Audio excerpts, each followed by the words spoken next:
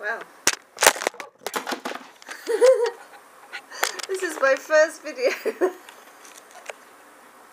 with my new camera. Oh dear, that's been sent by my very dear friend Grant, and I don't know how well you can see me even. It looks a bit dark to me. Anyway, yeah, so here I am. Dropping my camera in Tel Aviv, and as you can see, I'm doing okay. I had a bit of a boohoo yesterday. It's the frustration of trying to be in communication with people when your email's not working and there's no wireless connection sometimes, and moving around all the time. That's been harder than the treatment. The treatment's like, it's like a walk in the park. Sorry, I'm looking at myself in the thing, so I'm not looking at you. This is all very new, this camera. So, my friend Grant from 2u.co.uk, who I've known for like 25 years, has sent me a camera so I have a better quality video. And he's sponsoring it. And anyway, I was going to be sensible and tell you how I'm doing, but I think you can tell how I'm doing. I'm doing alright. I've had 2 rounds of this chemotherapy, and the difference is that chemotherapy in the world right now, mostly, I'm saying mostly, is not so targeted, and targeted chemotherapy and treatments are the future, and everybody knows this, and I'm having a very kind and targeted treatment, pioneering, using an old tried tested chemotherapy called cisplatin. It's one of the oldest ones, it's one of the most effective ones on resistant cancer. It's extremely strong, and that's why they've evolved new ones, because they can't, you know, when you do the whole body, it's dramatic.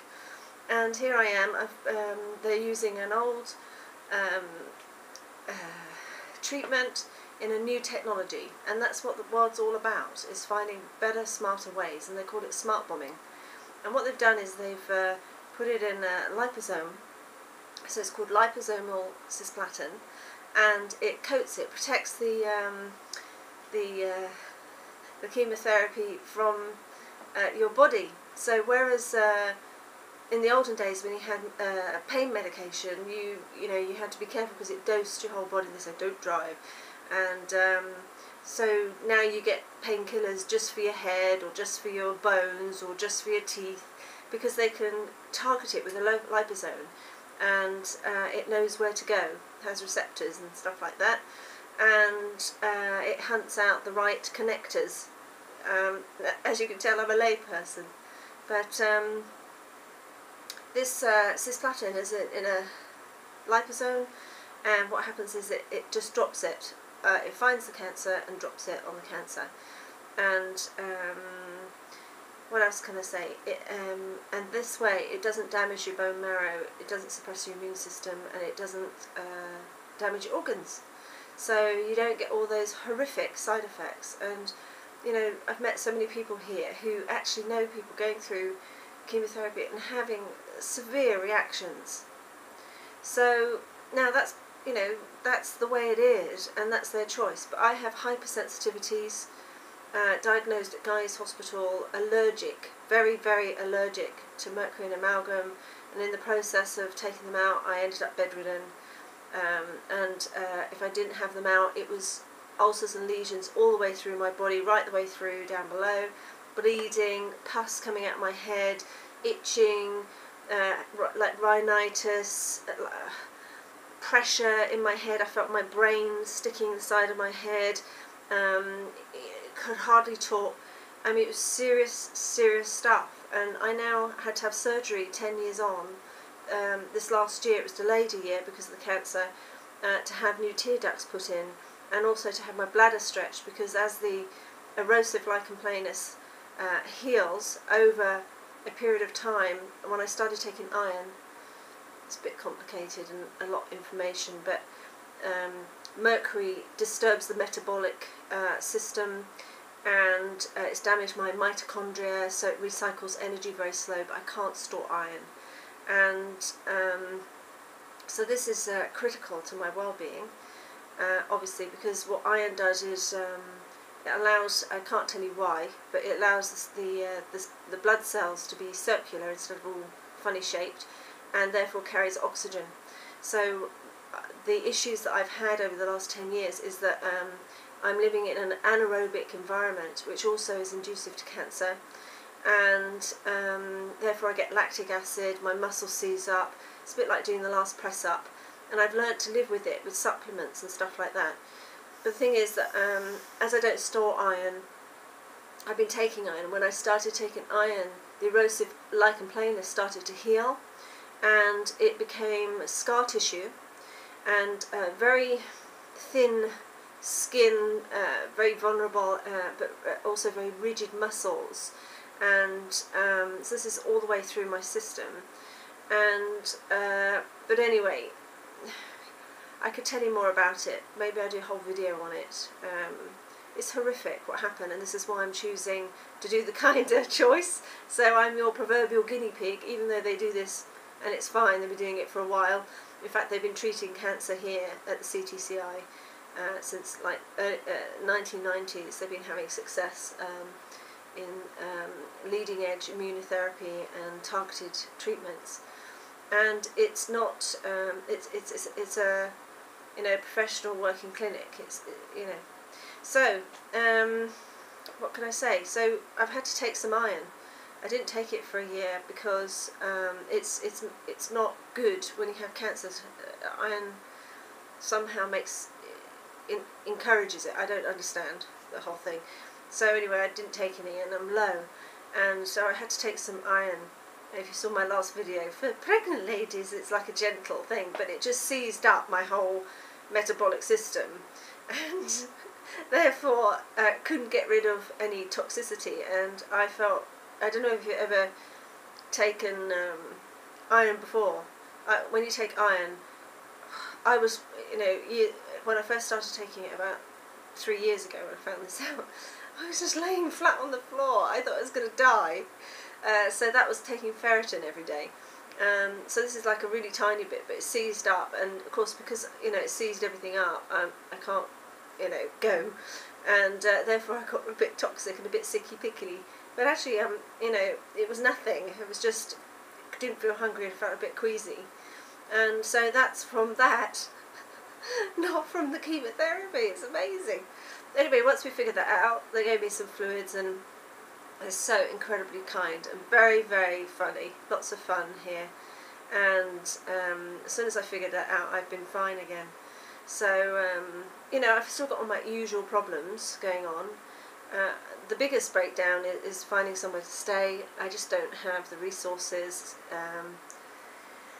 Not sure what to do, but I also need to fundraise now for the vaccine, and I'll talk more about that. But be most grateful if you can support me.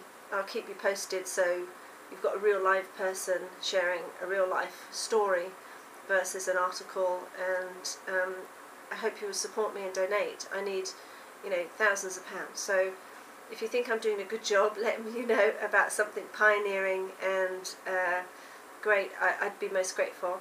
On the website kindercancerchoices.me, we have goodies. So not only can you support me and raise awareness of this treatment with me via Yes to Life, which is the best cancer charity as far as I'm concerned in the UK.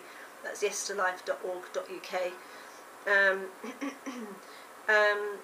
We have goodies, so you can donate and actually get something. And there's going to be a fantastic auction soon if we can get our acts together, and some music events and live events you can come to.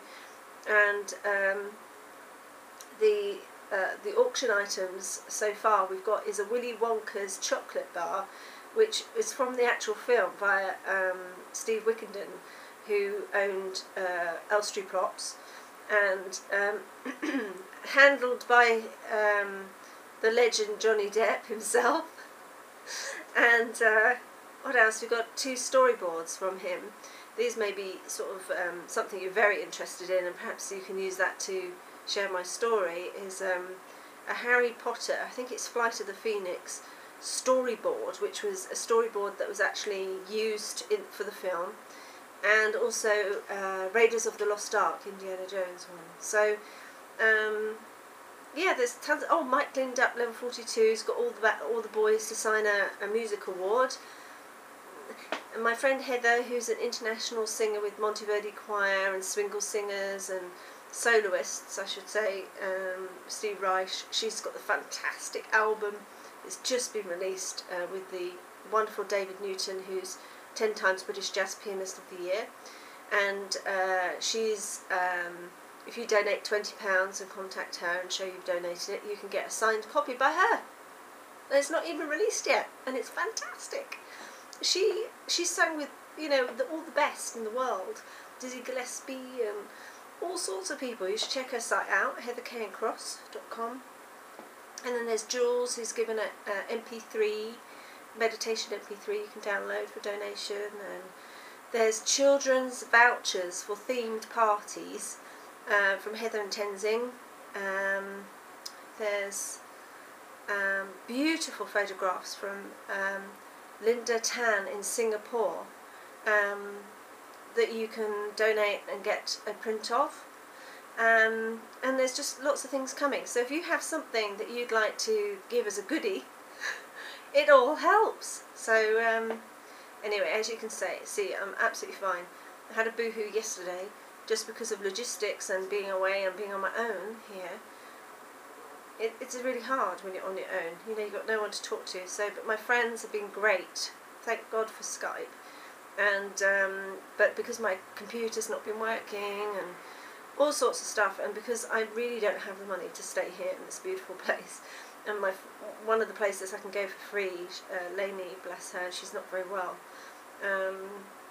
So it's like £75 a night, and you know, I'm having to sort of juggle money around. I've already got lots of debt, and I've already spent, since the last 10 years, £20,000 on trying to stay alive. And, you know, the supplements that I've had to take and the lack of support from the government, which I'm now getting upset about talking about, and they won't support me with this. Anyway, that's another story. And anyway, I've made a request via my MP, who supports me fully, to help fund this, and also to try and get damages for the mercury, because now they have, after all these years of saying mercury and amalgams fillings is absolutely safe, there's only 50 cases worldwide, and I'm 51, and not getting any help at all from Guy's Hospital, and being bedridden. I don't want to go back there. I just hope you'll support me with this, because right now, you know, they said if I want to get damages for the mercury, I have to do a civil case, and I don't have the resources for that, and it's too late because I was so ill I couldn't do it, and because of their position, they said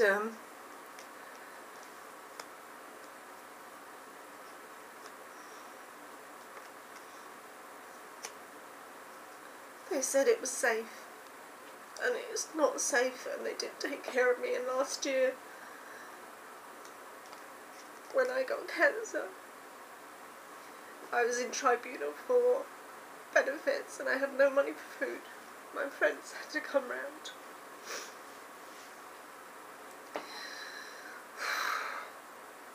Anyway, so I'm very grateful, and for all your support, and hopefully my MP's request to the Department of Health will have them support me with this, because they're not right now, and it wasn't my fault. I lost my life, 10 years of my life, and now I'm fighting for it, and they're watching, standing by watching. Anyway, that's another thing, but the treatment is great, and I want it to be available for everybody in the UK, and they need to pull their socks up and really get with the programme and you know, they're treating people with endless rounds of chemotherapy, 6 rounds of chemotherapy, and they know that it's not impacting it because the cancer becomes resistant. And this could be a way for people not to have to suffer and be helped. Anyway, sorry about that. Don't know where that came from. Anyway, apart from that, I'm fine. It's always good to have a bit of boo-hoo, isn't it? Anyway, I really don't want people to go through what they're going through for no good reason. And I know that they have statistics, which I was quoted, that scientific facts, statistics are that these people, but you know, what happens to people when they have something different? We're all unique, and it's all very well to get all the same similar people and see what the results are, but I'm not one of those statistics. I'm not one of those healthy people or people with a normal pathology, and I don't want to go backwards. I don't want to go backwards. It's taken me a lot of fighting and a lot of losing friends, because this whole thing about mercury and the dentist saying it's fine, you lose a lot of friends because they think you're making it up, even though they can see the medical evidence and they've seen it. There's this confusion. It needs to change, and the European Council have now passed a resolution in October 2012 at last to take mercury out of society and fillings, and I understand that they are now planning to do that, not put amalgam fillings in. It's too late for me, but you know what, it couldn't happen sooner. The problem is that I've spent the last 10 years fighting for my life, and because of that policy and lack of information and everything that if you watch the Mikola video, which I've posted on my page, cancer choices on Facebook, and also I might put it on the website, kindacancerchoices.me, with Mikola, Dr. Mikola and Dr. Charlie Brown, and they talk about all the things that can happen, and what, the reasons why there is this campaign, and to eradicate mercury out of society. It happened to me, and even though it happened to me, no one believed me, and it's been horrible. Horrible. Anyway, so that's it. That's my video blog. Oh well, we've had laughter and we've had tears, but this is my update, and please support me and donate. Somebody called me a beggar the other day, and I thought, you know what, I am. And so, along with the 90% of people on this planet who are fighting for their life that aren't being heard, and it's up to all of us to try and help, which I've done with my life. And the whole 99% and the 1% having 99% of the wealth,